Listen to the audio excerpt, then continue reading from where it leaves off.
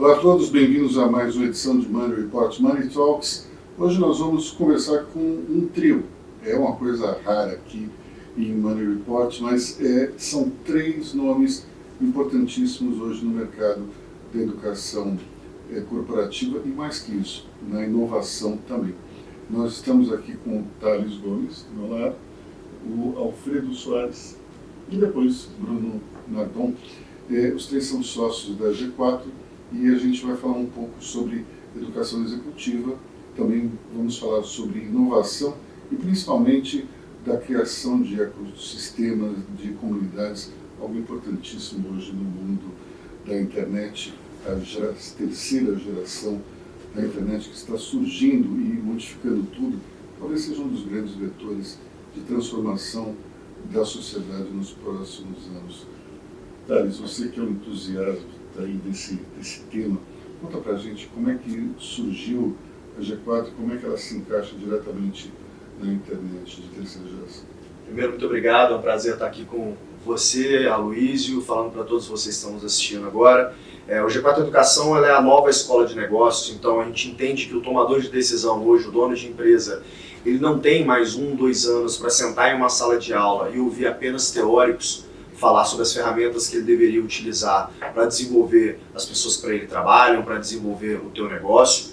Então a gente criou uma escola de negócios que pega as práticas, que traduz as práticas das melhores empresas, daquelas que mais crescem no mundo, de modo que ele consiga aplicar isso em seus negócios de uma forma super rápida, né? Então, como que as empresas que mais crescem no mundo contratam pessoas, qual o modelo que eles utilizam para criação e manutenção de cultura, qual o modelo que eles utilizam para poder criar os seus processos e ter ganhos de eficiência. Então, a gente traduz essas práticas para o empresário, especificamente brasileiro, de fato, né? De modo que eles consigam aplicar isso nos negócios, como a gente fez nos nossos negócios. Então o G4, Luiz, ele nasce exatamente num conjunto de 3 empresários que vieram do setor de tecnologia, eu, o Alfredo e o Nardon ali fazendo Canoe, fazendo Rap no Brasil, o Alfredo fazendo X-Tech, que foi comprada pela Vetex, então convivendo ali, ele ajudando a levar a Vetex para o IPO, eu fazendo Easy Taxi, fazendo Singu. A gente falou, bom, por que a gente não pega essas práticas que a gente utiliza, que faz com que os nossos negócios cresçam tão rápido,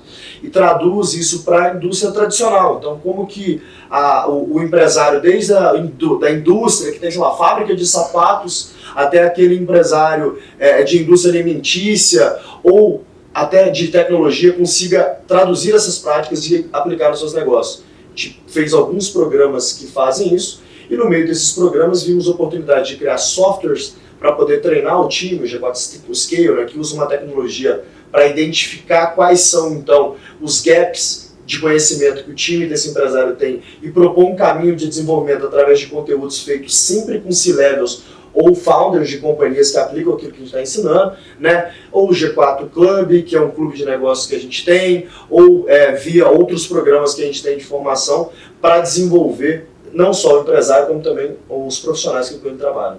Um dos maiores problemas que eu acho que os empresários têm hoje é transformar sua própria visão em cultura para a empresa. E vocês têm uma solução para isso. Conta para a gente como é que funciona. A gente entende, Aloísio, que cultura nada mais é do que um framework pelo qual você espera que as pessoas tomem decisões, né? Então, cultura é um conjunto de princípios e valores que, através desses princípios e valores, facilita o caminho, cria um atalho para que outras pessoas que não sejam o decisor ajam muito parecida com a forma como o decisor gostaria que fosse agido. Só que o problema é que criar essa cultura parte de 2 princípios. Comunicação. As pessoas não vão adivinhar o que está na sua cabeça, a gente tem que falar isso consistentemente através dos canais certos. E principalmente eventos, através de quais eventos esse líder vai conseguir criar e perpetuar essa cultura, fazer com que as pessoas adotem essa cultura, que é tão complexo quanto criar essa cultura. Então um exemplo que eu gosto de dar é, digamos que você queira fazer com que seu filho se torne um leitor, que ele tenha o hábito de ler livros. Se eu não comunico constantemente a importância de adquirir conhecimento através de livros para essa criança, provavelmente ela não vai ter interesse por livros. Se eu, num ambiente onde eu estou num almoço, num jantar, não falo sobre os livros que eu estou lendo e como aqueles livros estão adicionando na minha vida, provavelmente aquela criança não vai criar interesse. Se eu não apresentei-o com livros, provavelmente aquela criança não vai criar interesse. Se eu não leio junto com aquela criança, né? Então, domingo à tarde, pós-almoço, eu leio junto, a gente comenta sobre aqueles livros, fala do que está agregando na nossa vida ou vai agregar. Essa criança não vai ler esse livro. Então, a mesma coisa vale para os nossos funcionários. Né? Eu quero criar um determinado conjunto de princípios e valores, eu quero que essas pessoas sigam esses princípios e valores, esse framework que eu chamo de cultura. Através de quais eventos que a gente vai fazer isso? Então, no G4, por exemplo, a gente tem ali programas de formação que focam exclusivamente nesse vetor. Através de quais eventos e ferramentas a gente consegue fomentar o trabalho de implementação e, obviamente, de manutenção de cultura da organização. Existem ferramentas para isso, né? Existem processos para tanto, e a gente bota líderes de alguns dos maiores negócios do Brasil, como, por exemplo, né, o ex-diretor de operações do Nubank, o Denis Wang, que foi meu consultor nas Itax, que é um dos professores ali do G4 Educação, que tratam, por exemplo, desse tema. Eu vou pedir para você passar o microfone para o Alfredo, porque a gente tem um grande desafio que é a disseminação da cultura, mas tem um outro grande desafio que é a questão comercial. E você traz isso na pele. Tem uma tatuagem ali escrito "Bora vender". É a tatuagem do meu primeiro livro, que conta um pouquinho da minha história e fala sobre como vendas vem mudando nos últimos tempos, principalmente com essa transformação da Web 2.0 para a Web agora 3.0, e como as marcas, né, o Thales traz muito isso na aula dele, como as marcas hoje têm a obrigação, a necessidade de se tornarem criativos e produtores de conteúdo, de informação, de engajar o cliente, de atrair o cliente não só pelo que elas vendem, mas pelo que elas representam, pelo que elas geram de transformação. E é muito comum hoje no G4 a gente perceber que os negócios de dono cada vez mais estão morrendo e os negócios de líderes estão prosperando. E é uma transformação. Quantas pessoas no Brasil não são donas dos seus negócios, começaram sozinho, herdaram da família, negócios grandes, e chega no momento que ela não consegue mais crescer. Então essa transformação de líder para mudar a cultura do negócio, para enxergar novas oportunidades, é uma mudança de mentalidade, é uma mudança de agenda, como o Thales falou. A rotina de um líder é completamente diferente da rotina de um dono do negócio. Agora, quando o dono do negócio vai procurar vocês, é porque alguma coisa está incomodando. Quais são os pontos principais hoje? O que eles tentam resolver dentro das suas empresas? Olha, como bom vendedor e apaixonado por vendas, não poderia dizer que a primeira dor que eles vão atrás é para vender mais.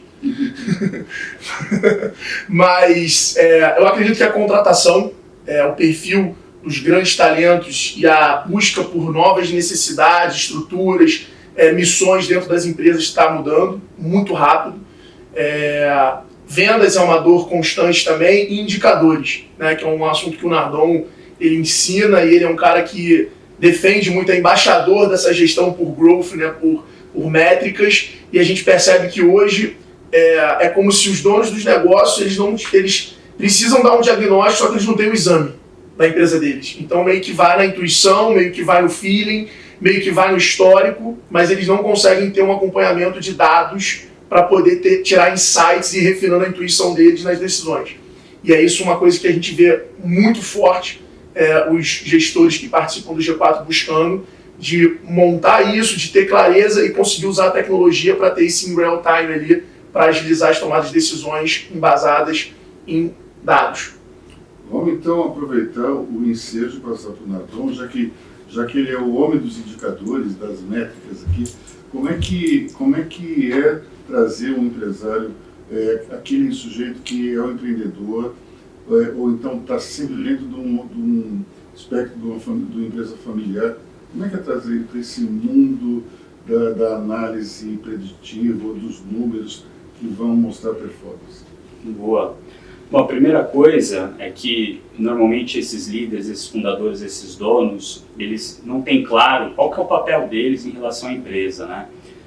Quando a gente pensa a empresa em três fundamentos, né, sendo que o fundamento mais alto é o estratégico, o do meio é o tático e o mais baixo é o operacional, muitos desses donos que vão lá estão no operacional ou indo para o tático. E muitos deles também já estão no estratégico, mas a primeira coisa que a gente tenta trazer para eles é a diferença de cada um desses momentos, né? Se você está no operacional, o que é esperado de você? Né? Fazer aquilo dar certo, fazer a venda dar certo. É fazer o seu produto ser produzido, né? E assim por diante. Quando você vai para o tático, você vira líder das pessoas que tocam operacional. Quando você está no estratégico, você fica líder dos líderes. Muitas vezes o dono ele está tão impermeado no dia a dia que ele não consegue tirar um tempo hábil para dar 2 passos para trás e olhar as coisas com um pouco de distância e entender aquilo que ele deveria estar dedicando o tempo dele. Muitas vezes porque ele gosta de vender, ou às vezes ele gosta de produzir, ou às vezes ele gosta de algo e ele fica naquilo, né? Então, a primeira coisa que a gente traz é isso. Qual que é o seu papel dentro da sua organização?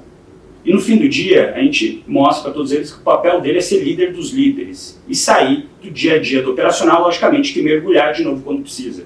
E junto com esse sair do operacional, vem também o como você delega e não delarga, né? Muitas vezes, esses donos, eles têm dificuldade, quando eles estão dando esses passos para cima, de delegar da maneira correta. E delegar da maneira correta quer dizer delegar, mas olhar, observar a distância, preparar a sua empresa para que você consiga deixar os seus colaboradores irem lá, fazerem testes, errarem e aprenderem de maneira rápida, mas que nenhum erro seja fatal ao seu negócio. Então, todo o ensejo que a gente traz de controlar a empresa através de métricas, indicadores, vem daí. Vem do que eu preciso controlar no operacional, o que eu preciso controlar no tático, o que eu preciso controlar no estratégico. Quando a gente tem esses 3 layers muito claros, fica muito mais fácil do próprio dono entender aquilo que é importante para o negócio dele, importante para olhar para o futuro e saber para onde está indo, importante de bater a meta desse próximo ano, 1 ano e meio, e importante de controlar o dia a dia. Então, primeiro a gente traz isso, o macro, e daí depois a gente vai mergulhando para cada ponto. E logicamente que cada negócio vai ter um conjunto de métricas e indicadores diferentes, mas a gente tenta ali trazer os conceitos mais amplos do negócio, desde o básico, fundamento do G4, do Gestão 4.0, colocar o cliente no centro. Quando a gente coloca o cliente no centro, quais são as métricas que a gente usa para isso? Como a gente olha aquele cliente que a gente adquiriu, quanto que a gente gastou para trazer ele, quanto ele vai me trazer de retorno ao longo do tempo e quando ele vai me trazer esse retorno.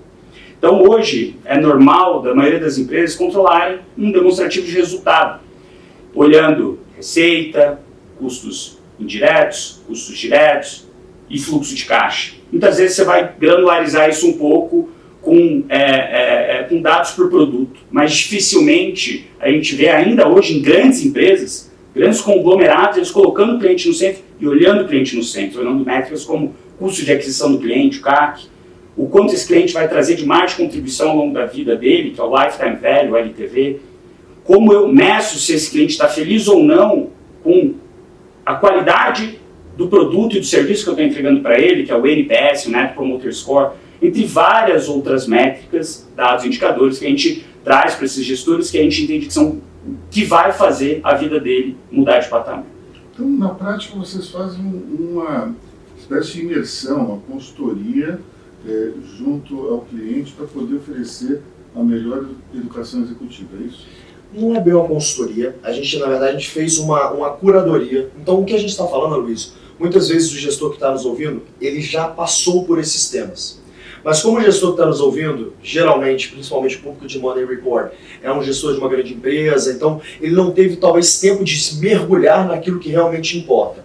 Então veja o G4 como um grupo de nerds que ama estudar gestão e que mergulhou naquilo que realmente importa e fez uma curadoria.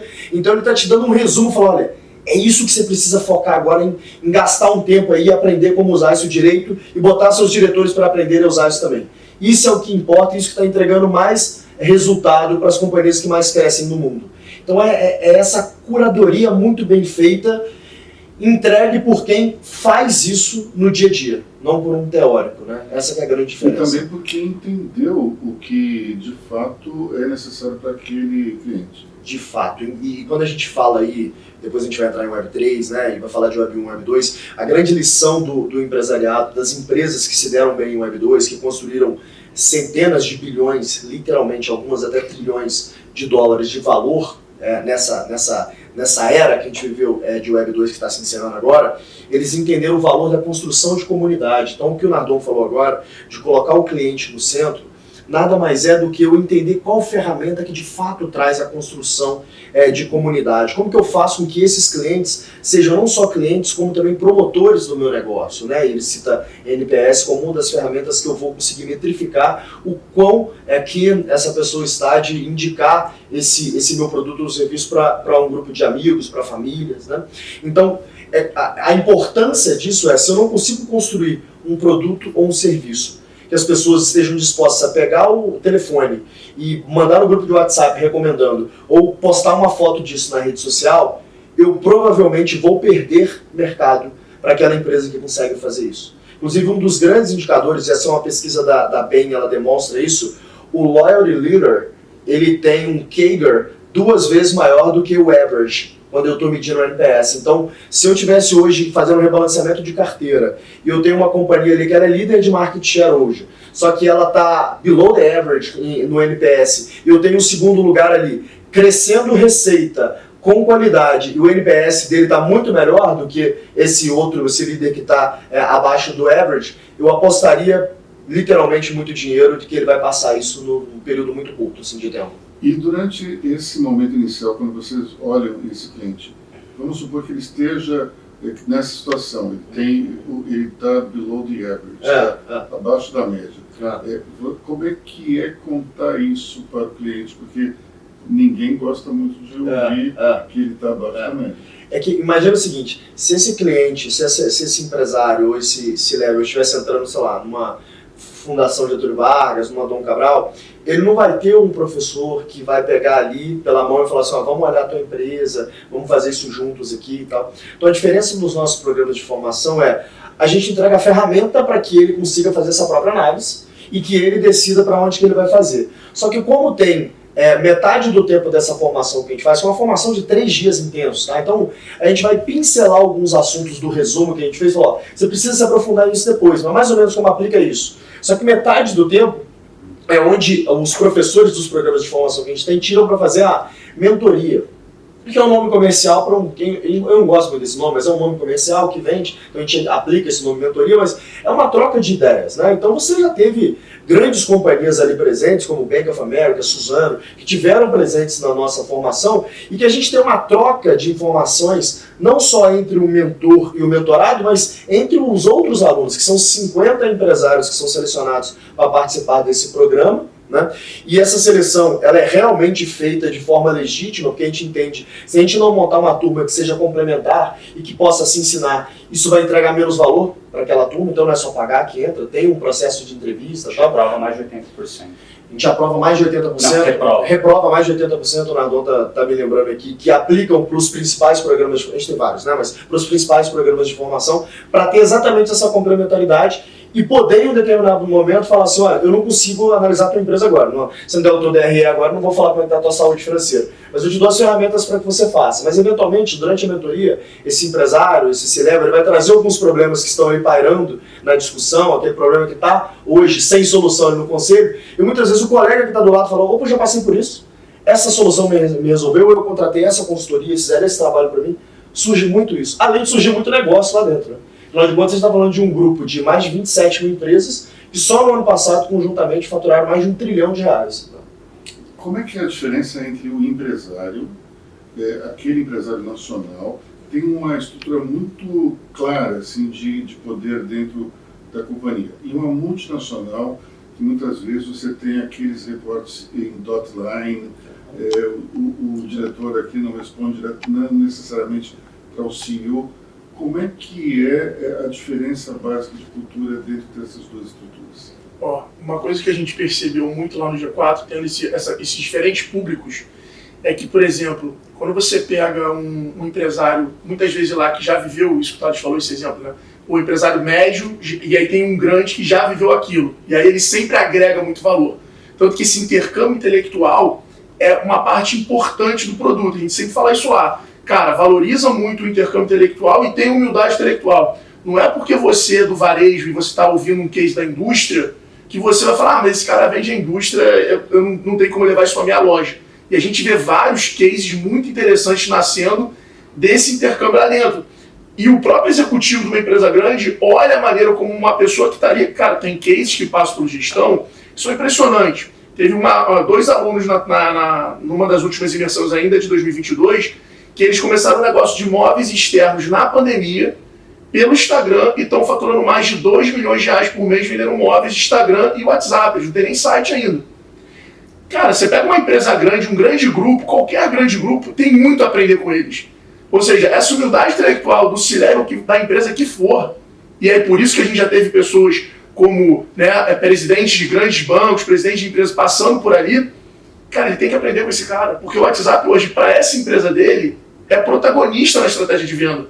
E essa dupla de meninos, de jovens que começaram o negócio na pandemia e hoje tem isso como canal principal, dominam essa tecnologia, essa ferramenta, essa estratégia. Então, a gente vê muito isso acontecendo. Complementando aqui, respondendo a tua pergunta, Luiz, a diferença primordial que a gente vê entre grandes empresas, né, as multinacionais, as super bem estruturadas, da empresa que é o nosso público principal, que é o empresário médio, hoje o cara que fatura ali entre 50 e 500 milhões de reais, é que o empresário médio, ele muitas vezes ele se vê como dono, que é o que o Nardon falou no início, né? E como ele se vê como um dono, ele quer ser o centro das decisões. O grande problema que você tem, Luiz, quando você é o centro das decisões, é que você não consegue se escalar. Então, se a sua companhia está crescendo muito rápido e você não criou um arcabouço de diretores, de gerentes, de líderes capazes de tomar decisões por você e capazes de acompanhar o crescimento da companhia, você começa a virar gargalo para essa companhia. Então, as companhias que mais crescem no mundo, elas têm, elas têm quase que como regra, né, descentralizar o poder de decisão, de modo que você tenha áreas que tenham seu budget próprio, que tenham seus times próprios. Então, tem áreas de negócio que tem seu próprio time de TI, por exemplo. Para eu não ficar entrando na fila da TI, que eu tenho certeza que todo mundo que está nos assistindo aqui tem esse problema em comum, né? A fila da TI, e sempre tem um problema dos diretores reclamando que as suas ferramentas estão, que os seus pedidos, os seus tickets estão parados na fila da TI, então é por isso que eu não estou entregando. Então, a forma que as grandes companhias, por exemplo, nos Estados Unidos resolvem isso é criando o que a gente chama de squads, então grupos descentralizados de trabalho, onde eles têm seu próprio time de TI, de modo que a equipe de TI de uma grande companhia vira uma equipe de plataforma, como se fosse uma software house interna. Então, tudo que é estrutural e grande e para o cliente, eu faço no fluxo da TI normal, né, nessa plataforma. O que é mais relatório, modificações, coisas de back interna, os times têm seu próprio time de TI para que eles tenham agilidade. Então, a diferença primordial entre essas empresas é a capacidade organizacional que eles têm para poder ganhar agilidade. E Darwin nunca fez tanto sentido. Quem ganha o jogo hoje não é o mais tradicional, não é o mais rico, é quem tem mais tempo de casa. Quem ganha o jogo é quem consegue se adaptar mais rápido. E o processo de adaptação está intimamente ligado nas ferramentas que a gente fala do Gestão 4.0, né? Que é essas ferramentas para poder fazer com que a gente tenha mais adaptabilidade.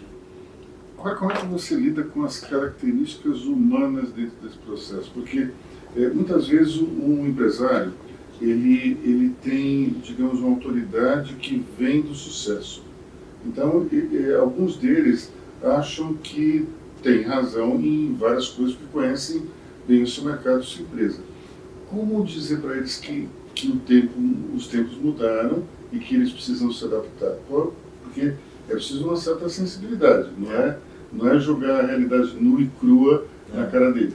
É super complexo mesmo, tanto que a minha aula específica, né, que é uma aula de gestão, eu começo mostrando o SAP 500 e a evolução do SAP 500 nos últimos 21 anos, né? Aí eu demonstro que, sei lá, 20 anos atrás você tinha uma empresa só. O Standard Poor's, as 500 do Standard Poor's. As 500 mais ricas do mundo, né? Empresas mais ricas do mundo. Então o top 10 ano passado tinha, há 20 anos atrás tinha só a Microsoft, se eu não me engano, né? Hoje em dia, as únicas ali no top 10 que não são de tecnologia, acho que é a Berkshire Hathaway, que investe, quase todas as outras estão acima, né? E o pessoal de petróleo lá dos árabes, que eu me esquecia o nome da companhia, mas é aquela companhia que fez um IPO, a Aramco, né? São as únicas empresas que não são de tecnologia. A verdade é o seguinte, Aloysio, aquela discussão de empresa de tecnologia, empresa não tech, não existe mais. Porque a tecnologia está presente intimamente em todos os negócios. Seja uma padaria ou seja um próprio negócio de tecnologia. Porque, no mínimo, eu vou usar a tecnologia como mecanismo para ter uma melhora operacional que, por consequência, vai me permitir crescer mais minha organização sem que o meu DNA acompanhe, né? Se eu consigo crescer segurando meu DNA, por consequência, eu vou ter uma margem de contribuição melhor, o que vai, eventualmente, me permitir fazer mais caixa, que por consequência pode me colocar à frente do meu mercado se eu reinvestir melhor esse caixa. Afinal de contas, né, gerir é sobre isso, né? É ter as pessoas certas alocadas no que elas são melhores, desenvolver essas pessoas e alocar recursos, né? Quais são os projetos, as avenidas de crescimento que vão ser escolhidas por aquela organização para que elas consigam fazer esse processo de adaptação àquilo que o mercado está demandando. Afinal de contas, a empresa nada mais é do que resolver problemas, né? Então, como o mercado demanda a resolução daqueles problemas. A gente demonstra isso para esses empresários, para esses C-levels, falando, olha, esse é o caminho. Né? Eu sempre faço a brincadeira, você não consegue brigar com um gorila, né? Você só aceita que o gorila te abraçou. Então, esse é o caminho, não tem como eu brigar contra isso. Ah, mas eu sou uma companhia que eu gosto de ficar um pouco mais fora do mercado, eu não quero estar envolvido em redes sociais. Cara, não existe isso mais. Essa discussão existia, por exemplo, há 15 anos atrás. Né? Será que a minha organização vai ter seus perfis oficiais em redes sociais? Hoje não existe essa discussão mais. Se eu não tenho esse perfil, eu perdi uma ferramenta poderosíssima de trabalho para a construção de comunidade, que eventualmente vai se transformar num canal de vendas para a minha organização, né? Que vai permitir que eu transforme esses meus clientes em promotores do meu negócio, né? Embaixadores do meu negócio. Então, ao demonstrar isso, né, por A mais B para esses empresários, eles saem desse programa de formação com uma concepção de fazer negócio, e eu posso afirmar categoricamente, completamente diferente. Só bom, é verdade. E são muitas coisas que as pessoas ouvem falar, mas nunca teve ninguém com autoridade, como graças a Deus nós temos, no tema, para poder falar, olha, é isso aqui, olha essas referências aqui, olha o que as empresas que mais faturam e que têm receita no mundo estão fazendo, as empresas que mais crescem no mundo estão fazendo. Então ele demonstra pela prática de que de fato funciona, né? Bom, todas as empresas, então, elas vão ser de tecnologia também, não importa qual é o seu ramo de atividade. Mas nem todas vão ter um espírito de startup. Definitivamente. E é importante destacar o seguinte, ser de tecnologia, o que a gente está querendo dizer é que há tecnologia embarcada ali para que essa companhia consiga criar melhores produtos ou serviços ou consigam criar processos mais eficientes para, como eu disse, crescer sem depender tanto do aumento de dinheiro, né? Agora, uma outra coisa é ser uma empresa de produto. E aí eu afirmo categoricamente, vou aproveitar que estou on tape aqui, sem problema nenhum com relação a isso. Todas as empresas que não se transformarem em empresa de produto, e eu já explico o que é isso, nos próximos 20 anos vão morrer. Então eu explico o que é uma empresa de produto. O que é uma empresa de produto, né? Uma empresa de produto é uma empresa que ela consegue enxergar o valor que ela entrega, seja serviço ou produto, e ela consegue colocar os seus processos para alimentar esse produto com base naquilo que os clientes querem. Então, ao invés de eu fazer focus group, como nos foi ensinado nas escolas de negócio, o que eu quero é criar um canal de comunicação aberto com os meus clientes através de ferramentas como o próprio NPS, através de redes sociais, através de contatos que eu vou ter em eventos com esses clientes, para entender o que eu de fato tenho que fazer para que o meu produto seja um organismo vivo, ele esteja constantemente evoluindo com base naquele feedback que esse cliente está nos passando. Uma empresa de produto é uma empresa que tem um cliente no centro, como o Nardon falou. E é por isso que é tão importante, ao invés de eu estar discutindo aqui uma diretoria de marketing e uma diretoria de vendas, eu juntar essas duas diretorias e chamar isso de um grupo de growth, né, que é pensar em crescimento da companhia, e não só crescimento via investimento de marketing, mas também crescimento através de melhoria de produto, de processos. Eu quero até passar a palavra para o Nardon, porque ele é especialista nesse fato. Eu acho que ele pode deixar isso muito mais claro para a gente. Boa. No fim do dia, quando a gente faz essa diretoria que o Thales falou aí, que juntando um time de vendas e time de marketing, no mercado mais conhecido como o CRO, o Chief Revenue Officer, é o cara que traz receita para casa. Quando é o cara que traz receita para casa, ele entende que colocando o cliente no centro, mas tirando esse cliente da média, não olhando a média do cliente, criando clusters, grupos e subgrupos de clientes, e para cada subgrupo desse, entender qual que é a dor, dúvida ou desejo desse subgrupo. E para esse subgrupo eu vou adaptar o meu produto, o meu serviço, vou adaptar o meu canal de distribuição, e vou adaptar como eu rentabilizo esse produto ou esse serviço, de uma maneira que eu tenha margem de contribuição para ele. Mas cada subgrupo vai ter uma dor, dúvida, desejo diferente. E para isso, eu preciso entender da porta para fora esse cliente bem e adaptar a porta para dentro, de casa, para dentro da empresa, em como tratar esses subgrupos da melhor maneira possível. E fazendo isso, eu vou fazer o quê? Eu vou adaptar o produto ou serviço, eu vou ter que desenvolver ele melhor, eu vou ter que melhorar talvez o atendimento, eu vou ter que mudar minha empresa inteira do começo ao fim para que atenda aquele subgrupo de cliente. E hoje, naturalmente, as empresas estão acostumadas a fazer o quê? A utilizar tudo pela média. Então eles querem que um produto ou um serviço atenda todos os tipos de clientes dele diferente. Isso não vai acontecer. Agora, como é que é possível? Uma coisa é a gente, digamos, entender a cabeça do cliente e oferecer alguma coisa que ele quer, né? Uma coisa que ele queira. A outra coisa que eu acho que é o mais desafiador é oferecer algo que ele ainda não sabe que ele quer. Como é que a gente chega, como a gente mata essa charada? Luiz, eu falo na minha aula, e complementando o que o Nardon falou, que algum tempo atrás, ouvir o cliente era um diferencial. E poucas empresas ouviam os clientes. Com a rede social, né, isso não era mais uma questão de a empresa querer ou não, porque o cliente ganhou voz, então o cliente fala com a empresa, o cliente reclama publicamente. Então a dinâmica mudou. A gente tem aí o Reclame Aqui, a participação que ele tem hoje, e dependendo da forma como você faz a gestão da sua conta no Reclame Aqui, muda a sua conversão, seja do seu e-commerce ou do seu negócio de serviço. Hoje, o desafio e o uso da tecnologia, como o Thales falou, é você conseguir observar o seu cliente. Então, eu não estou falando de nenhuma grande ferramenta, mas você pode ter o Instagram, né, onde a maioria das empresas que estão assistindo a gente tem totalmente institucional, comunicando ali, criando conteúdo, ou a gente, por exemplo, que tem algumas pessoas observando, por exemplo, o Instagram do Thales, que é um canal relevante da empresa, onde a gente ouve tudo que os clientes falam com ele, tudo que os seguidores, tudo que a audiência comenta para desenvolver os produtos. A gente está observando, a gente está usando de forma diferente a tecnologia, a comunidade, para fazer isso que o Nardon falou, para entender que a gente tem um produto empresário, a gente tem um produto empresa, a gente tem um produto funcionário, a gente tem um produto empreendedor. Então, a gente precisa saber observar. Eu dou um exemplo simples na minha aula. Falo sobre o uso do Big Data. A maioria das empresas vai atrás do Big Data querendo novas informações, querendo extrair informações para poder prospectar contatos e minerar as informações que ela já tem. E usar essa tecnologia para poder saber mais sobre o cliente dela. E eu acho que hoje ganha o jogo, ou pelo menos está muito à frente nessa disputa, quem consegue observar o seu cliente, porque os nossos comportamentos ele vem mudando muito rápido. Antigamente a gente tinha um hobby e a gente ficava com aquele hobby 10 anos, 20 anos, 15 anos. Hoje em dia a gente conhece um esporte novo, uma rotina nova. A gente tem vários cases. A gente pode falar do último, acho que grande do Brasil, que é o beach tennis.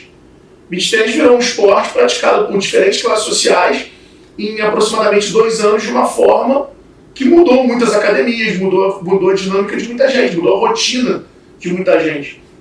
Então acho que você observar o teu cliente e conseguir entender como ele está consumindo conteúdo, quais são os canais, você vai conseguir criar esses produtos e vai conseguir monetizar o teu negócio de forma diferente. Só para complementar aqui, respondendo a tua pergunta, então, Luiz, como que eu consigo descobrir o que esses clientes não sabem, né? Tem um professor de Harvard falecido, infelizmente, o professor Clayton Christensen, que ele até tem um livro que eu recomendo a todos vocês, chama The Innovator Dilemma, é um dos melhores livros de negócio da história. Ele descreve um processo que ele utilizou, que uma rede de fast food havia o contratado na década de 80 e 90, se eu não me engano, para descobrir como vender mais milkshakes, né? E aí, ao descobrir como vender mais milkshakes, ele simplesmente fez ali uma série de perguntas diretas para os consumidores que estavam ali comprando milkshake. O que faria comprar mais milkshake, né? O que você acha que tem que melhorar no milkshake? E o pessoal falou, sabor tal, fazer isso, fazer aquilo. Aí acabou que eles implementaram isso, essa rede de fast food, implementou esse conjunto de sugestões que os clientes deram e não vendeu mais milkshake. E eles falaram, bom, e agora? Como é que eu vendo mais milkshake? E aí o professor Clayton Christensen decidiu, mudar a metodologia para ser uma metodologia de pesquisa empírica observativa. Então ele postou-se à frente dos drive-thrus, que é o ato de consumo do milkshake lá nos Estados Unidos. Ele reparou que a grande maioria das vendas, mais de 60% das vendas, se não me falha a memória, de milkshake acontecia antes das 8 da manhã. Então ele entendeu que era um consumo como o primeiro alimento da manhã, o que era totalmente de encontro àquilo que essa rede de fast food percebia, que ela achava que era um negócio de sobremesa, que era um negócio de pós-almoço, e não, era o primeiro alimento da manhã. do consumidor. E ao perceber que era o primeiro alimento da manhã, ele percebeu que as pessoas passavam ali sozinhas em seus carros, vestidas, trajadas para o trabalho, e iam para o seu trabalho com esse milkshake. Ele falou, bom... E também é fácil de tomar e dirigir ao mesmo tempo. Né? Exatamente, foi isso que ele percebeu. Ele falou, bom, se o ato de consumo desse produto é como o primeiro alimento da manhã, as pessoas o consomem sozinho, do caminho do drive-thru, da rede fast food, até o seu trabalho, e a gente está falando que esse caminho é mais ou menos 20 a 30 minutos, eu quero fazer uma quantidade que sirva de companheira desse consumidor até o seu trabalho, uma embalagem onde um copo é cônico, de modo que ele sirva a quantidade que eu preciso, mas que encaixe no porta-copos ali daquele carro. E se é o primeiro alimento da manhã, eu quero dar um tom um pouco mais saudável para ele, então eu vou colocar frutas, e ao adicionar mais fibras, eu vou conseguir uma textura melhor para que ele alimente mais, sendo então esse alimento o primeiro alimento da manhã, até que ele chegue no seu trabalho e ele vai tomar o seu café da manhã um pouco mais completo ao chegar no trabalho. Ao fazer essas modificações, essa rede de fast food começou a crescer vertiginosamente a venda de milkshake. Então, essa ferramenta é uma das ferramentas que eu ensino na minha aula, por exemplo, chama Job to be Done. Essa forma de entender, de observar o seu cliente, como o Alfredo está falando, e hoje a gente tem N ferramentas pelas quais a gente consegue captar essa mudança de comportamento que antigamente a gente não tinha, né? Então hoje o trabalho está mais fácil. Essa forma de observar nos permite mudar ali os processos da organização para entregar aquilo que o meu cliente quer. Então todo mundo sabe aqui do banco que o grande diferencial dele quando ele surgiu há poucos anos atrás era ter o atendimento que ele dizia ser o melhor atendimento do mercado. Isso fez com que esse banco chegasse a valer mais do que todos os bancos do Brasil, ser o banco mais valioso do Brasil em um determinado momento. Né? Obviamente o mercado oscila, mas em um determinado momento chegou a ser o banco mais valioso do Brasil. Por quê? Porque ele observou os clientes, entendeu aquela dor que aquele cliente tem e falou, o produto principal daqui para esse cliente é o atendimento. Vamos investir mais em um atendimento, fazer umas squads, um grupo descentralizado de atendimento para que ele tenha mais poder de fazer um atendimento melhor e mais ágil. Vamos ver o que isso acontece? Bom, o resultado a gente viu aí após o IPO desse banco, todo mundo sabe o que eu estou falando. Observar esse cliente e conseguir rapidamente institucionalizar essa observação, traduzir em processo ou em melhoria de produto, vai fazer com que essa empresa se torne uma empresa de produto, vai fazer com que ela se adapte mais rápido. Essa é uma lição importantíssima, porque nem sempre ouvir é tão importante quanto observar. Até tem um case antigo, dos anos 90, uma importante montadora, ela queria fazer um carro que rivalizasse com o Honda Accord. E ouviu todos os clientes. E daí fizeram um compilado do que os clientes queriam, chegaram à conclusão de que os clientes queriam um outro Honda Accord. Ou seja, o cliente muitas vezes ele não consegue extrapolar, ele não consegue transformar em palavras os seus anseios que eles estão muito bem manifestados nas suas ações. O Steve Jobs ele tinha uma frase que eu amo, assim, ele falava que as pessoas não sabem o que elas querem até que você conte para elas, né? E eu gosto de lembrar de Henry Ford também. Henry Ford dizia que se perguntasse aos seus clientes o que eles queriam, eles iam falar cavalos mais rápidos, né? Porque eles não sabiam que era possível, de fato, haver carros. Então acho que a grande lição que a gente aprende, uma das grandes lições da era de Web 2 é isso, né? Como que eu construo uma comunidade e canais de comunicação para que essa comunidade não só seja uma vendedora dos meus produtos, mas que ela também consiga me traduzir e me transmitir aquilo que de fato elas querem, aquela tua mudança comportamental, que uma vez que a empresa consiga perceber isso com sucesso e traduzir isso em processo ou produto, ela ganha um moat, né? Ela ganha uma vantagem competitiva. Vai ser um bom gancho para a gente começar a falar do Web 3, então, né? Como é que nós estamos agora nesse processo de transição e o que vai mudar daqui para frente? Bom, é um assunto super novo, assim, eu confesso que eu estou mergulhando nisso há uns 6 meses, de fato, então eu diria que eu de fato mergulhei isso faz uns 2 meses só, então 6 meses que eu olho, uns 2 meses eu mergulhei, tenho algumas centenas de horas de estudo, então não quero me postar aqui como um grande conhecedor, quero falar o que um empresário falando para outros empresários, executivos, tem aprendido e que talvez seja lição. Uma coisa eu posso falar que ontem que eu poderia ser cobrado por isso. Eu afirmo categoricamente que essa era de Web3 que a gente está vivendo é a maior disrupção do tecido social que a humanidade já viveu. E eu já vou explicar o porquê. Primeiro vamos fazer a evolução do que é o Web 1 até o Web 3. Tá? O Web 1 era onde as grandes corporações tinham o poder da comunicação. Então, era uma digitalização do jornal e da revista. Então, eu tenho grandes corporações que contratam um conjunto de funcionários que tem uma skill super única, que é a programação, e ele consegue colocar um site no ar e transmitir informação. Então, era uma era de via única. A grande corporação, o grande conglomerado de comunicação, transmitindo informações ali. Aí, no final de Web 1, a gente começa a surgir um fenômeno que transformou completamente a vida de todo mundo, chamado e-commerce. E a empresa que catalisou esse fenômeno é a Amazon, né? Uma empresa que vale mais de $1 trilhão hoje, liderada por Jeff Bezos, que ele percebeu, olha, eu posso digitalizar a bookstore. E naquela época o pessoal falou assim, digitalizar a bookstore? Você acha que alguém vai comprar livro pela internet? E aquela experiência de ir na livraria, de pegar o livro, folheá-lo e ler o primeiro capítulo, isso nunca vai dar certo. E o Jeff Bezos ralou por mais de uma década para fazer essa empresa dar lucro, para fazer com que o negócio dê certo. E hoje ele vale mais de $1 trilhão. É uma das empresas mais lucrativas do mundo, né? E não vende só livro, né? E não vende só livro. Hoje é everything store, né? Vende absolutamente tudo, porque ele entendeu que uma vez que eu construo uma comunidade de clientes, um grupo de clientes, eu consigo plugar outros produtos e extrair a LTV, que é a receita, como o Natan explicou anteriormente. E esse é o ponto primordial da lição de Web 2.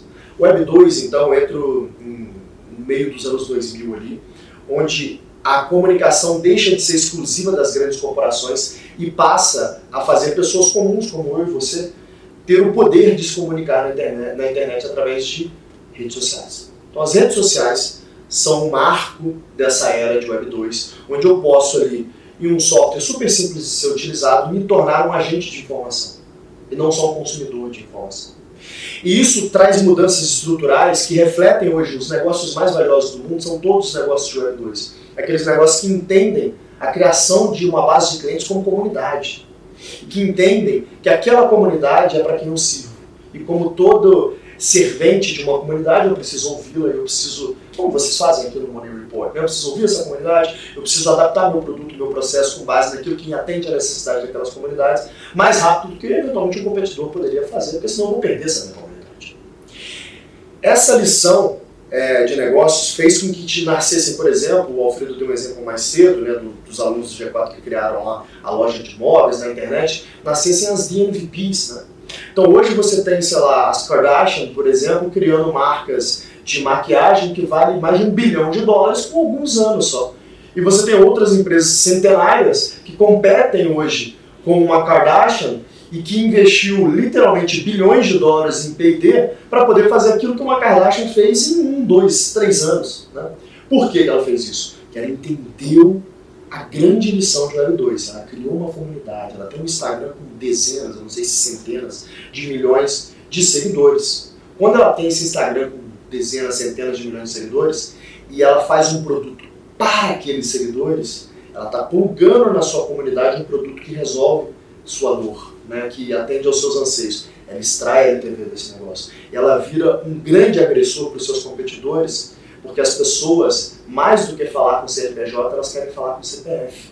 É por isso que você vê hoje o homem mais rico do mundo, o Elon Musk, o tempo inteiro no Twitter, se envolvendo muitas vezes em polêmica, comentando muitas coisas que não tem nada a ver com o âmbito do seu negócio. Por quê? Ele sabe que esse leverage social, que é o seguidor, é uma moeda social a mais importante do mundo hoje em dia, é a quantidade de influência que você tem. Isso é medido nos Estados Unidos pela quantidade de seguidores no Twitter, e o resto do mundo, a grande maioria, pela quantidade de seguidores que você tem no Instagram. Ele entende a importância disso para a atração de talentos, para a geração de negócios, para movimentos sociais. Quando ele cria a sua moeda, por exemplo, o Shiba lá, que é a moeda que ele criou, e ele mexe no preço da moeda, ele mexe na cotação de mercado de cryptocurrency, quando ele fala algumas coisas, eu vou aceitar Bitcoin agora na Tesla, mexe completamente no preço do Bitcoin. Ele está usando o seu poder bélico, que é aquele número grande de seguidores engajados, né?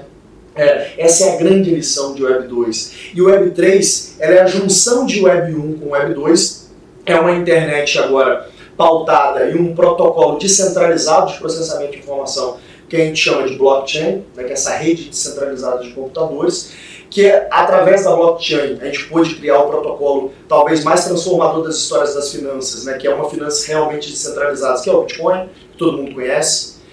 E dentre esses protocolos nasceram outros protocolos, como por exemplo o Ethereum. E o Ethereum hoje, nesse exato momento, ainda é o protocolo base mais importante e mais utilizado para a criação dessa Web3. E essa Web3 ela traz algumas ferramentas. O que a gente mais ouviu falar é o tal do Metaverse. Então, quando uma empresa que vale mais de $1 trilhão, como o Facebook, muda seu nome para Metaverse, um dos caras mais ricos do mundo, como o Mark Zuckerberg, faz uma aposta desse tamanho, eu tenho humildade intelectual de perceber, bom, esse cara é muito melhor do que eu. Alguma coisa ele sabe que eu não sei. Quando ele faz uma aposta desse tamanho, provavelmente ele tem muito mais informação do que eu não tenho. Foi o que me provocou a estudar Web3. Falei, tem um monte de coisa que eu não sei. E quando eu comecei a entrar nesse rabbit hole de Web3, eu falei, nossa, mas não é que tem muita coisa que eu não sei. Eu não sei quase nada mais. Tudo que eu sei, na verdade, eu vou jogar fora daqui a 20 anos. Então eu preciso começar a me reciclar agora. Eu comecei a me aproximar da molecada de 18, 19, 20 anos, que eu te falei no almoço agora há pouco. Conheço um menino que tem 19, 20 anos, está ganhando $25 mil por mês para jogar videogame. Para poder valorizar um ativo que ele chama de skin, que é a pelezinha que o personagem usa no jogo, e ele negocia isso através de uma cryptocurrency que está tagueada em dólar. Então ele ganha dinheiro basicamente produzindo esse ativo digital, que é uma outra ferramenta de Web3. Então quando a gente fala de NFT, que é uma ferramenta muito falada agora de Web3, o Bored Ape, que é aquele macaco lá que vale 4, 5, 10 milhões de dólares num JPEG. Aí muitos de vocês estão perguntando, mas Thales, como é que faz sentido? Isso é uma bolha, não? Um negócio daquele valer 10 milhões de dólares. Primeiro a gente tem que entender que ferramenta que é essa. NFT, Non-Fungible Token, nada mais é do que uma chave não fungível. Fungível é algo, não fungível é algo não replicável. Então, um exemplo que eu gosto de dar é o seguinte. Pegamos uma nota de $100. Quanto que vale $100? $100, certo? Se essa nota de $100 fosse assinada por um artista muito famoso, vamos dizer, Andy Warhol, assinou uma nota de $100 e escreveu um segredo ali que o detentor daquela nota fala que ele nunca contou para o mundo e queria chocar o mundo. E aquela nota está dobrada. Quanto que vale essa nota? Milhões, talvez dezenas de milhões de dólares, né? Então se eu vou lá numa Christie's e certifico a autenticidade daquela nota, e eu tenho ali um auditor da Christie's realmente falando, um curador da Christie's realmente falando que aquilo ali vale muito, que é uma loucura, aquilo lá pode chegar a valer centenas de milhões de dólares. É uma nota de $100, só que é não fungível. Ela tem uma assinatura única ali. Então a imagem do Bored Ape, ou o Cyberpunk, ou outros NFTs que vocês vão ouvir muito falar sobre isso na próxima década, são chaves não fungíveis que alguém é dono daquele ativo digital. E aí eu gosto de usar como comparação, por que alguém compra arte? Compra arte porque eu quero patrocinar aquele artista em questão, porque eu gosto da arte dele, quero patrociná-lo. Eu quero fazer parte de uma comunidade que é colecionador daquele artista em questão, ou muitas vezes status. Eu quero mostrar meu poderio econômico, eu quero mostrar meu conhecimento de arte, quero mostrar o meu acesso a poder comprar aquela determinada arte, muitas vezes você tem que ter acesso para comprar uma determinada peça. Tudo isso é amplificado, elevado à 10ª potência com o NFT, porque quantas pessoas vão entrar na sua casa ou no seu escritório para ver aquela arte que você adquiriu? Quando você adquire um NFT, você já mostra para metade do mundo. Todo mundo que está mais ou menos ali vendo o que está acontecendo, lendo no jornal, pelo menos metade do mundo, sabe que você é dono daquele ativo. Então ele amplifica todos os outros fatores que te fizeram comprar arte. Mas o NFT, como arte, ele é só uma das utilizações dessa chave. Agora a gente utiliza também essas chaves, né, como uma forma de acesso a uma organização descentralizada que as pessoas chamam de DAO, Decentralized Autonomous Organizations, que é um grupo de pessoas que se reúnem com um propósito em comum para poder entregar algum conjunto de valores. Que nada mais é do que uma companhia. Uma companhia é um grupo de pessoas com um propósito em comum para entregar um conjunto de valores. Uma DAO é a mesma coisa. Só que ao invés de eu contratar alguém CLT, olha que loucura, Aloysio. É por isso que eu afirmo categoricamente que é a maior transformação do tecido social que a gente já viu na história. Eu não preciso mais contratar pessoas para trabalhar na minha empresa. Eu posso criar uma DAO, e aí digamos que eu estou criando nessa DAO um fundo de cripto, tá? E eu tenho uma função aqui a ser executada nessa DAO, que é migrar a liquidez do meu fundo, migrar o protocolo de liquidez do meu fundo, que hoje está em Ethereum, para Solana, um outro protocolo de cripto. E eu vou emitir ali um smart contract, que é uma outra ferramenta de Web3, que é um contrato inteligente, que ele é gerado através da blockchain em um protocolo específico. Pode ser Solana, pode ser Ethereum, digamos que eu gerei através de Ethereum. Então é um contrato como qualquer outro contrato de trabalho, que eu falo o que você tem que entregar, quanto que você tem que entregar e quanto que você vai receber por essa entrega. Eu registro isso na blockchain, você pega essa opção de compra de trabalho para você, Luiz, entrando na minha DAO, se eu der a chave para você entrar na minha DAO, você pega essa opção de compra, você aposta em você mesmo, você vai executar aquele contrato no prazo pré-estabelecido e ao fazê-lo, automaticamente você já é pago. Acabo com a Amazon processar isso através seus servidores, acabo com a minha vontade de te pagar ou não tem default mais. Eu te pago isso através de cripto, então eu não estou pagando com uma moeda fiduciária que pode perder valor. Alguém pode entrar um presidente ali, emitir mais moeda, então tem inflação, não tem isso com cripto. Então é tudo descentralizado, é um mundo à parte. E por que eu acho que isso é muito importante? Quem está nos assistindo aqui sabe do que eu estou falando. Provavelmente vocês estão tentando fazer seu time voltar para o escritório. E qual é o time que está mais reticente com isso? De desenvolvedores, né? De programadores. Essas pessoas não querem voltar para os seus escritórios. E a gente sabe que é super complexo de se desenvolver uma organização e desenvolver pessoas se ela não tiver contato com a organização, não tiver uma organização. Então qual é a forma que eu vou ter de contratar essas pessoas e colocá-las engajadas e fazer com que seja justo, com que ela trabalhe exclusivamente para mim? Que alguns eventualmente vão trabalhar para outras empresas trabalhando de casa, a gente sabe que isso é comum. Uma DAO ela resolve todos esses problemas. Porque eu não contrato essa pessoa para trabalhar para mim. Eu dou um token para que ela faça parte daquele grupo e eu emito esses smart contracts e pego esses smart contracts quem quiser. Isso muda profundamente a relação de trabalho. Isso muda a relação de consumo. Isso muda tudo. Então, quando eu falo de NFTs, quando eu falo de DAOs, quando eu falo de smart contracts, quando eu falo de crypto, todas são ferramentas que compõem essa Web3 que nada mais é do que a internet feita por ela mesma e controlada por ela mesma. Fazer um amarrado aqui, um apanhado de umas dessas ideias, eu acho que é interessante a gente pensar que é preciso muita humildade para interpretar todos esses conceitos. Vamos lá do começo aí, quando você falou das Kardashians. Existe muito preconceito em torno dessa família e muita gente acha que são 3 irmãs desmioladas e tal, mas eu aconselho todo mundo a ver uma entrevista do Martin Sorrell, ou melhor, uma entrevista que o Martin Sorrell fez com a mãe delas, a Kris Jenner. É muito interessante você ver todo o planejamento que houve para que cada uma das irmãs representasse um segmento do público feminino. E por isso que elas têm uma marca tão forte para lançar esses cosméticos. Esse é o primeiro ponto interessante. O segundo ponto interessante que eu vejo é justamente a humildade que nós mais velhos precisamos ter, como você teve, de falar com esses jovens de 19 e 20 e poucos anos e entender o que eles podem trazer de diferente para nós. Porque, infelizmente, existem pessoas que são da minha idade, por exemplo, que acreditam que é uma geração de mimimi, sem resiliência, no diabo 4. Não é bem assim, é uma geração diferente, pensa de uma forma diferente, mas eles têm o pulso desse novo mercado, desse novo mundo. E eles têm muito que ensinar para todos os empresários. Por isso que eu acho que é bastante interessante o que você tem feito aí, falando com esse pessoal que ganha $25 mil jogando. É incrível. Assim, acho que tão importante quanto, assim, para nós foi isso, né? Então nós, há muitos anos, assim, nós somos considerados como o pessoal que entende tecnologia, o pessoal que está fazendo novo. Em um determinado momento eu parei para ver, eu falei, Luiz, quer saber, eu não estou fazendo nada novo não. Estou fazendo coisa que as pessoas fazem há 10 anos atrás. O que é o novo mesmo? Eu estou para trás. Então essa humildade intelectual, ela é importante a todos, porque muitas vezes quem está nos assistindo está liderando uma companhia que vale bilhões e que tem receitas de centenas de milhões, e ele fala assim, eu não tenho o que aprender. Só que antigamente você conseguia durar uns 20 anos com essa mentalidade. Hoje em dia, em 5 anos, muitas vezes essa empresa sua que vale bilhões, vai nada. Tive o caso do Yahoo com o Google. O Yahoo teve a oportunidade de pagar algumas centenas de milhões na Google. Alguns anos depois, a Yahoo quebrou.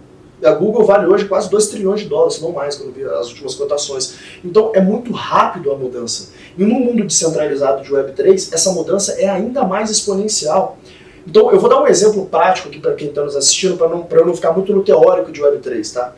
O NFT ele é uma chave única, então que eu posso emitir ou vender para um conjunto de clientes para fazer com que esse cliente faça parte de um grupo pré-selecionado. Então digamos que eu sou uma marca de beleza, tá? Beleza não. Digamos que eu sou uma marca de moda, que eu sou a Chanel. E que eu quero emitir um NFT que eu vou cobrar $10 mil essa NFT e que eu vou emitir só 10 mil NFTs, esses $10 mil. Ao fazer essa emissão, esses clientes eles vão ter direito a uma coleção exclusiva para aqueles que detêm esse NFT. E digamos que eu vou pegar as mulheres mais influentes do mundo para aquele meu público de Chanel e vou doar essa NFT para essas mulheres mais influentes.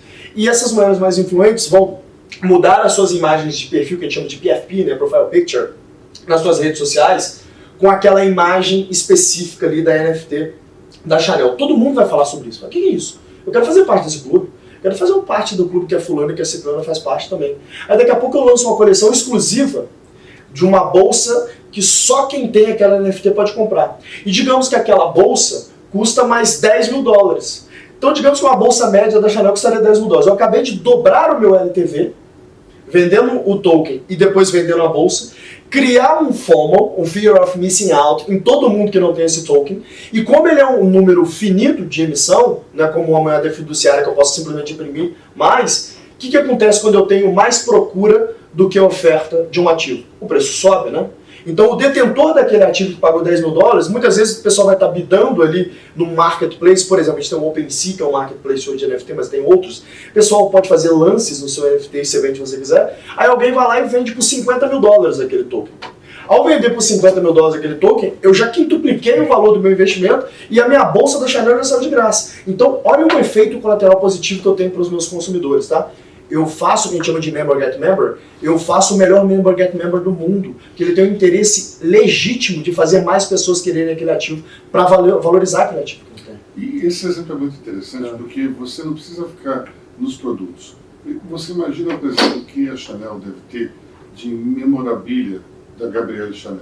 Definitivamente. E isso pode ser utilizado para criar NFTs para os fãs da marca, que se tornam embaixadores também. Então é um movimento interessantíssimo e retroalimentador, né? Para a gente encerrar a conversa, que já está ficando um pouquinho comprida, como é que os CEOs eles se encaixam dentro desse universo? Eles têm que se tornar cada vez mais figuras públicas, não? Essa é uma discussão super complexa de se ter, principalmente em um país como o Brasil, onde a segurança é algo tão relevante na discussão desses CEOs, esses donos de companhia, né?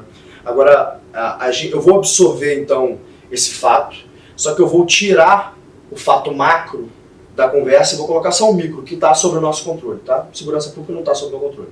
Pode estar para eu contratar uma empresa de segurança, por exemplo, né? Mas mesmo assim não garante nada. Agora, o que está sob o meu controle é o que eu posso fazer sem contar com o macro. O que eu deveria fazer, e aí eu gosto de olhar hoje os empresários e os CEOs mais bem-sucedidos do mundo, né? Só olhar o S&P 500 ali, o que eles fazem é ser uma figura cada vez mais pública. Por quê? Porque eu tenho mais capacidade de geração de negócios, eu tenho mais capacidade de atração de talentos. E se uma empresa nada mais é do que um grupo de pessoas resolvendo problemas, e a forma como eu resolvo problemas, ela é uma derivada da qualidade das pessoas que eu tenho resolvendo esse problema, então uma das minhas principais funções, para não falar a principal, é captar gente. Então se eu tenho mais moeda social, eu tenho mais capacidade de captar gente boa, as mentes mais famintas. Então esse CEO, ele deveria sim estar preocupado em como que eu faço para que eu me torne um líder cada vez mais admirado.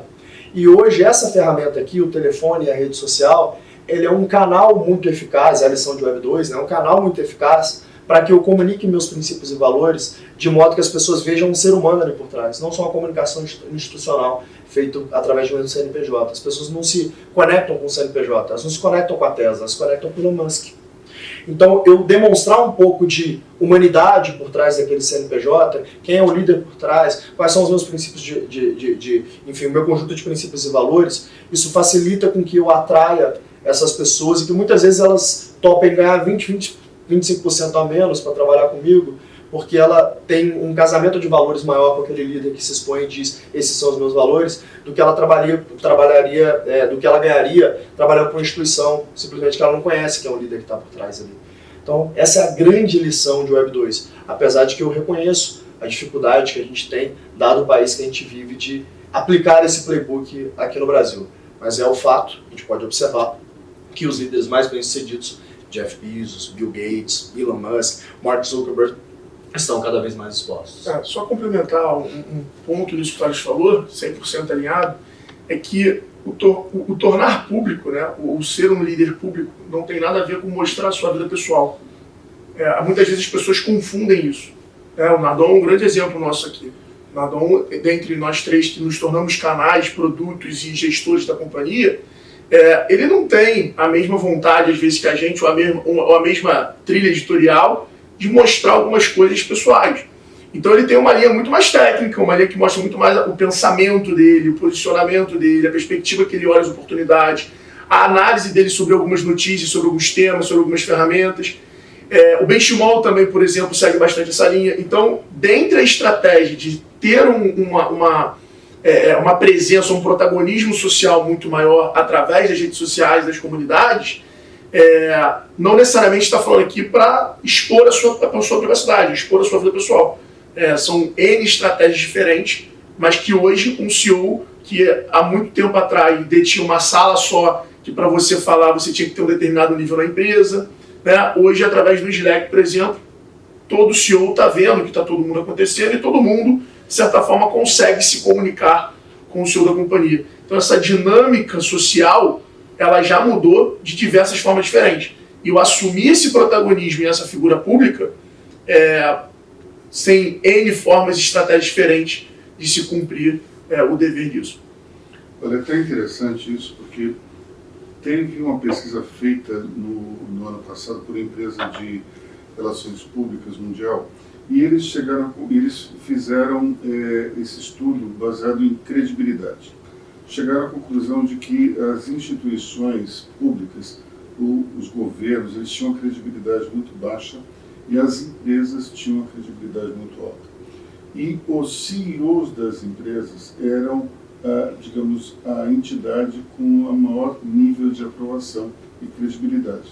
Então, tudo se encaixa. Sim. Os CEOs, eles têm que se expor mais, não necessariamente do ponto de vista pessoal, como você falou, Alfredo, mas principalmente do ponto de vista de ideias, de conceitos, de valores, porque cada vez mais eles representam a empresa, eles criam, eles humanizam essa imagem corporativa, eles precisam demonstrar cada vez mais que eles representam tudo aquilo que a empresa está passando para o mercado. Isso é importantíssimo. Eu falo muito sobre a diferença do ser conhecido e reconhecido. E hoje, o CEO da empresa que assume esse desafio, vamos chamar assim, ele já é reconhecido muitas vezes, mas agora ele precisa tornar isso conhecido. Ele precisa ele precisa reverberar isso. E aí isso, obviamente, conecta e atrai muita gente. Então ele dá alcance a esse reconhecimento que ele já tem muitas vezes, é diferente. Nesse próprio caso que você falou, né, da questão política, muitas vezes é o contrário. Ele consegue ele consegue ser conhecido, porque ele consegue ter exposição e uma agenda focada de reverberar a ideia dele, mas poucas pessoas reconhecem porque não conseguem ter profundidade de saber qual o resultado que ele representa ali. Já o CEO não. A empresa é essa identidade dele e toda empresa carrega um resultado, carrega um legado de tudo, né? Do seu escritório, ao seu valuation, a tudo. Bom, eu acho que a lição do dia aqui é que a gente precisa ter cada vez mais humildade de perceber que o mundo está mudando e que nós estamos entrando numa fase socrática, na fase só sei que nada sei. Porque as coisas mudaram tanto que você não pode dizer, olha, eu domino plenamente esse assunto ou aquele outro.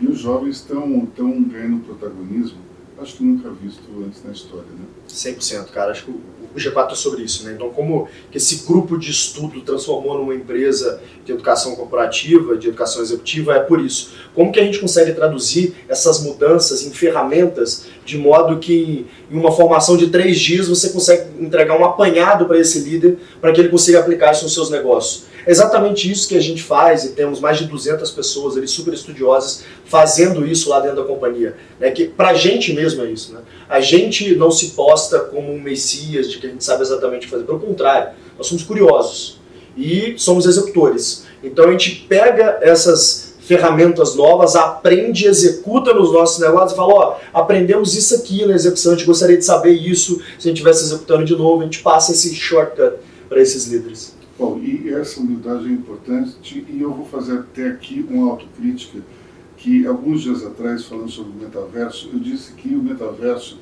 era uma grande solução em busca de um problema. Então, eu vou então, depois dessa conversa aqui, abrir a cabeça e dar mais uma chance ao metaverso, entender um pouco mais o que ele significa e, quem sabe, entrar nessa nova forma de comunicar. Eu agradeço a todos aqui, o Bruno Nadron, o Alfredo Soares, Thales Gomes. Muito obrigado por essa conversa elucidativa e incrível, que me ajudou muito a entender esse novo mundo, já que eu hoje estou mais para o coroa do que para o jovem, então estou tentando aqui entender melhor. Eu me sinto assim também. É, Em nome do G4 Educação, eu queria agradecer pela oportunidade de bater esse papo. É tão difícil conversar com gente preparada intelectualmente hoje em dia, e você é uma dessas pessoas, nos bastiões desse preparo intelectual no mundo jornalístico, e é um prazer falar para tanta gente qualificada aqui. Bom, há controvérsias, mas tudo bem, agradeço os elogios. Até a próxima. Um abraço.